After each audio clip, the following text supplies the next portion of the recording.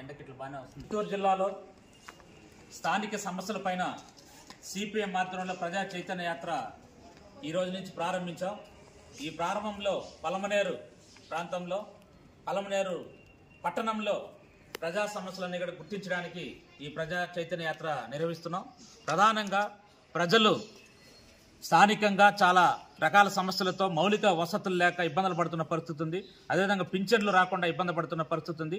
ప్రభుత్వం సంక్షేమ పథకాలు కూడా ప్రజలకి అందకుండా అర్హులైన వారు అందరూ కూడా ఉన్నట్టే అన్యాయం అయిపోతున్న పరిస్థితి ఉంది.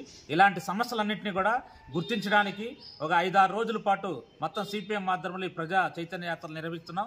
ఈ యాత్రలో వచ్చే సమస్యల్ని ప్రధానంగా ఈ 5 రోజుల్లో ప్రజలు ఏవే సమస్యలు చెప్తారో ఆ సమస్యలన్నింటినీ కూడా గుర్తించి ఇవి అధికార యంత్రాంగం దృష్టికి అదేవిధంగా ప్రభుత్వం దృష్టికి తీసుకెళ్లి ఆ సమస్యల పరిష్కారం కోసం సిపిఎం కృషి చేస్తుంది. ఒకవేళ ఆ సమస్యలు కూడా పరిష్కారం కాకపోతే సంబంధిత అధికారులు కార్యాలయాల దగ్గర ఆందోళన పోరాట కార్యక్రమం నిర్వహించడానికి మొత్తం ఈ యాత్రలు కొనసాగిస్తున్నాం. అందువల్ల అధికార యంత్రాంగం ఇప్పటికైనా సిపిఎం ప్రజా చైతన్య యాత్రలో ఏమేమి సమస్యలు వస్తాయో ఆ సమస్యలన్నింటినీ ఆ పరిష్కారం దృష్టిగా సీరియస్ గా ఆలోచించాలని చెప్పి, లేని పక్షంలో ఈ సమస్యలు పరిష్కారం కాకపోతే ప్రజలందరూ కూడా వాటిని ప్రశ్నించే పరిస్థితి వస్తుంది. ఎక్కడికక్కడ కాలనీల్లో, వీధుల్లో, గ్రామాల్లో ఎక్కడికక్కడ ప్రజలందరూ కూడా ఆ సమస్యల మీద ప్రశ్నించే పరిస్థితి రాబోతున్నది. అందువల్ల ప్రభుత్వం ఈ 10 నెలల కాలంలో ప్రజలకు ఇచ్చిన హామీలన్నీ కూడా అమలు చేసే పరిస్థితి.